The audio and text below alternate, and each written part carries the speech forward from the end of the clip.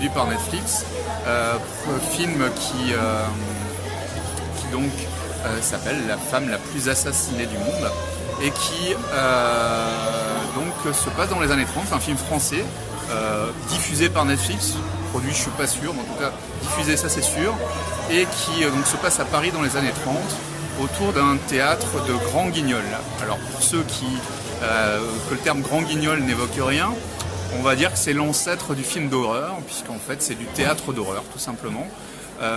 Donc sur scène, avec des effets spéciaux, on crée des scènes d'horreur, mais en direct face à un public et sans retouche derrière avec un ordinateur. L'intérêt, donc, on va suivre une actrice, une comédienne qui est donc la femme la plus tuée du monde, puisque tous les soirs elle est tuée plusieurs fois, et qui donc va essayer quelque part de survivre dans ce milieu-là. Et donc je ne raconte pas plus parce que c'est vrai que c'est un peu l'intrigue, c'est vraiment un thriller quelque part. Il n'est pas question de rigoler. Vraiment plutôt quelque chose d'horrifique, mais peut-être finalement c'est le monde réel qui est plus effrayant que ce qui est montré sur scène. En tout cas, ça raconte une part de l'histoire qui est assez méconnue, hein, celle de ce théâtre d'avant-garde et très mal vu, qui pourtant a marché très bien à l'époque. Et donc l'occasion d'avoir un film avec un style très particulier, vraiment des images posées, des plans séquences forts et pas juste gratuits, un casting époustouflant qui marche très bien et qui est très efficace.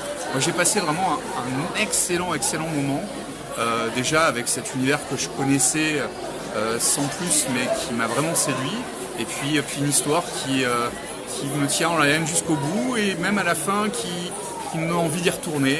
Voilà, c'est vraiment une grande réussite. C'est pas ce dont Netflix parle le plus évidemment, c'est quand même particulier, sur moins du 16+, hein, parce que c'est vraiment semblant. Mais c'est quelque chose de vraiment réussi, et pour ceux qui aiment les films noirs, qui aiment les films de genre, c'est vraiment quelque chose de très bien. Voilà. Donc vraiment mon coup de cœur de cette semaine, c'est sur Netflix. Alors on me dirait encore Netflix, mais n'empêche que c'est vrai qu'en termes de volume de production, difficile de l'égaler aujourd'hui sur les plateformes légales en France. Et là, vraiment un petit bijou, à mon sens, vraiment quelque chose qui m'a énormément plu et que je vous recommande très fortement. Alors évidemment, si vous êtes une âme sensible, je vous le déconseille parce qu'il y a du sang, il y a des membres coupés, enfin bon, voilà, c'est du théâtre, donc on voit les trucs, c'est ça qui est plaisant aussi. Et pourquoi à l'époque ça marchait aussi bien, parce qu'aujourd'hui finalement on en rigolerait presque tellement c'est gros, hein, mais ça marchait parce que c'était nouveau, c'était voilà.